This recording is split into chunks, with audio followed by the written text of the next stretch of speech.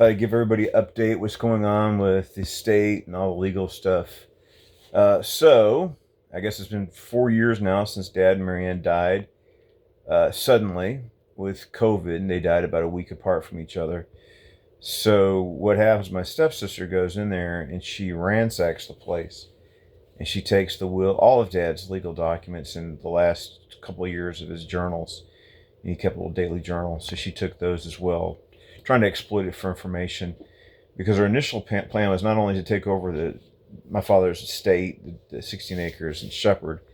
She's going to, I think there's like 4 to 6 acres. It's church property. I need to look and see how much church property there is. But she's trying to seize the church, take it over, close it down, sell the property, and pocket that. And that's what she wants to do with the farm too, which has my home and the house my father built. And so there's all this contention over it. So then she's the one that burglarized. So she has her brother filed to be the executor of the estate.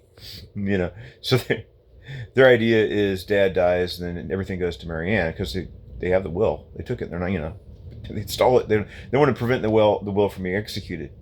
So Dad dies, everything goes to Marianne. Marianne dies, everything goes to them. That's their plan. And then they think the property is worth a lot, much more than it is. It's like swampland. They got the dog here. So that's their scheme. And found a photocopy of the will. She has a handwritten will and drafts the will that she's admitted to having in her possession. Of course, she has all Dad's legal documents and, like as I mentioned, in his journals. So what's going on? Finally, I file for the will in court with a local lawyer, and it turns out, I guess I'm going to be named the executor of Dad's estate, but they already filed for her estate, and it's supposed to be a joint will for the both of them. So now what? So now I guess it's contested. And they were trying to do, so where we're at is they're trying to do, they're trying to do an appraisal of property because they have this idea. It's just their get rich scheme. Stole the will, sell the property, get rich, quick. Of course, Dad got the property for the family, and so it's not intended to be a get rich quick scheme. And it's not Dad's fault that he got sick and died and that he was burglarized. It's her fault. Then we have all these problems. So there's some contention in my side of the family as well. So anyway, they want to appraise the property. So what I do is I'm taking them to court for the theft. I just don't think I can just allow myself to be victimized.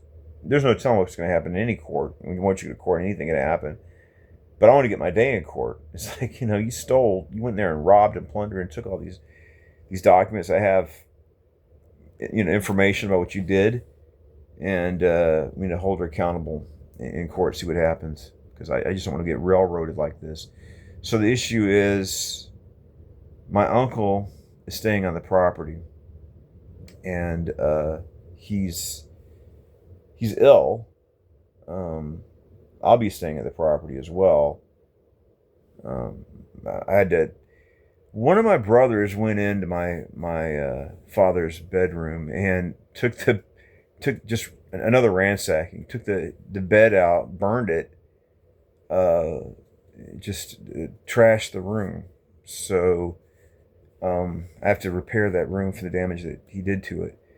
And I don't understand. I think a dog went in there and pooped under the bed, but that doesn't mean you destroy the whole bedroom because what a little puppy dog did.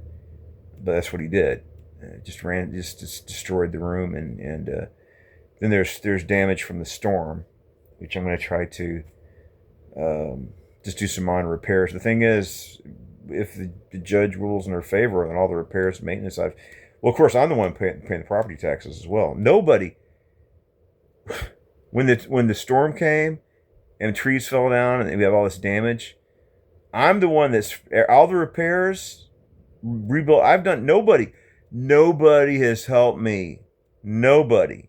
So my brother came over here a few months ago. He's like screaming at me, and it's like, I guess he wants to just kick my uncle, who's very sick, out in the street. The thing is, there's no other place for him right now. My uncle can't go up steps. There's like one little step that he struggles with to get into the farm. We don't have another places equipped to take care of him, except for the house, because of his congestive heart failure and his health conditions. It's just the best place for him to be right now, and unless we make other arrangements. And it'd take.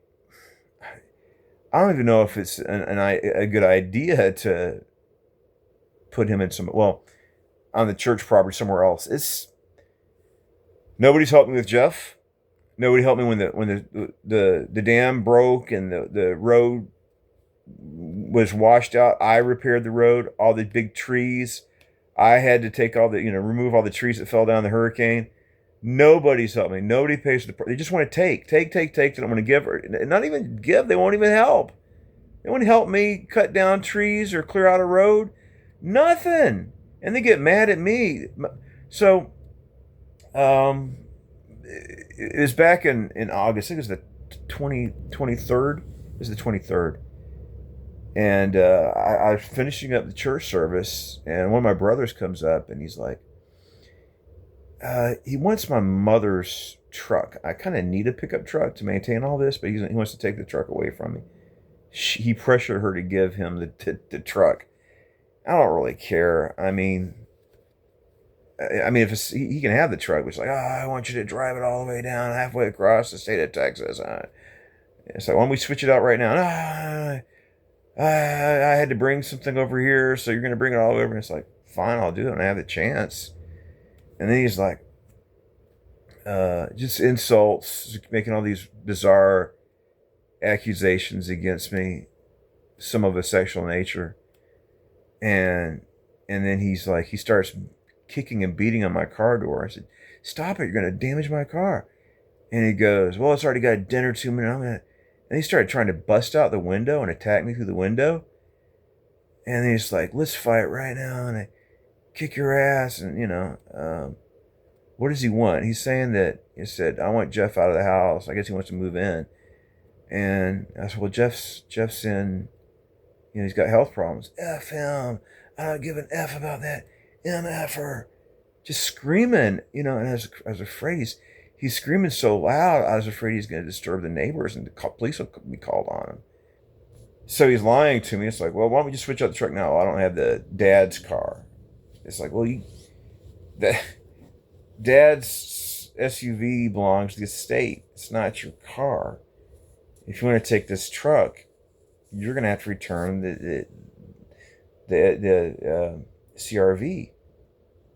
And he's like, I don't have it. And then turns around, he does have it. And it's like, he's telling people, I'm going to kick his ass because I'm going to teach you. He needs to learn some humility. I need to learn humility. But I mean, is it his place to teach me? What about some of the lessons he needs to learn? But it's very disturbing, screaming, yelling, trying to get me into a physical altercation. I think he's having some trouble, and he's kind of blaming me for it. I don't want to talk bad about him. So anyway, for what's going on in the court, we requested a continuance. So I guess I'll pick another date later because of these issues, and not only that, the lawyer is not able to represent me at that time, so they'll fix another date, and we'll see when that's going to be. But this is crazy. And he was so unhinged and, threatening to assault me. I guess he's telling people I need to be put in the hospital, so I can learn humility. And I don't know. I mean, this is my brother. What do you do about that? I don't have any ill will towards him at all. And yet he's comes over screaming, trying to bust the window of my car and dip my car door in and assault me through the window and telling people he's going to kick my ass and hospitalize me so I can learn humility and stuff like that. I don't know. This is strange. So that's where we're at now. We've got a continuance of that. I guess he wants, he can't. I realized a long time ago, you can't reason with him, and nothing will make him happy. And my brother he has no empathy. He's kind of selfish in a sense. I don't know if that's how you say it. I mean, any perceived slight, so I'll go in outrage, but he doesn't care. He doesn't really care about other people's perspectives, people's feelings at all. He has no sympathy or empathy for other people. It's kind of just all about him and what matters to him, seemingly. And you can't reason with him. Just realize it's like, as I try to talk to him, it's like you can't talk to him. I mean, I wish you could, but and it's just like, I miss your uncle. He's an old man. He's in very bad health. He's dying. I just throw him on the street. I don't give a damn. He's a half uncle. He's not really. He's no family of mine. Blah blah blah. I don't know. It's like, I mean, if he tried to help out, well, he brought me the truck down to Houston. I had to go down and get it. And it's like, I appreciate, well, now he wants the truck back. I guess I did that for you. I drove to San Antonio, from San Antonio to here. And the thing is, it's like, I mean, yeah, I guess I appreciate that. But I mean, a drive, what about, yeah. I guess he wants the house. He's in a little bit of a financial bind of some sort due to problem situations of his own making. But I don't know. I'm concerned about him, but I don't want to get. I'm disabled really from military service, and first off, I don't want to fight my own brother, and secondly, I don't know. Sometimes it's like you want to beat somebody up or get in a fight, but it's like you got to think it through, right? It's like I'm already physically disabled. What if I get? I've had some treatment for my back, but I've been very intimate with pain, and I don't want to suffer pain like that again if I can help it. Why would I subject myself to being in agony like I was and incur injuries? You get in a fight, you could get killed in a fight. You never know what could happen. Start throwing punches and stuff. You could seriously injure somebody or kill somebody. So it's just not a. Sometimes you gotta fight, but I think you should try to avoid physical altercations if possible. And humility. I don't know. I don't really have a high opinion of myself like he thinks I do. But you can't convince people sometimes that they got, if somebody's set on they're determined to believe something that's not true, there's nothing you can do. There's nothing you can do to convince them otherwise. So that's the situation. Pray about it. Pray nobody gets hurt. Pray for my uncle's health. Pray for provision, direction, peace, justice as we go through these. And the way I look at it is like, I think he's got this idea. It's like, I got this property. It's mine. It's my property. And it's like, it's not my property, not yet. And it might not ever be. The only thing is, like, if we lose the property, I need to go. I do have a lot of my belongings. It's been my home for 30 years. So I'd have to go down there and certain things. I guess just take what I could. So I'd have to go in and retrieve some of my belongings if I lose everything. They don't have the right to my personal property if they're awarded the property and the structures. Or I guess they're trying. Let's divide it up. Into different lots, and that's part of the thing. Is it's part of a probate process. I don't determine what's going to happen in the end. It's going to have to play out. I guess they'd like us to resolve this matter. That's what a probate judge wants to do. Just, make legal whatever you've already worked out. But everybody has a different agenda. how do you do that? And you got anger and contention, and so Josiah and Jeff cannot abide each other, or so if Jeff's there, then Josiah can't be. And the thing is, I don't know, but this is going to have to play out in court.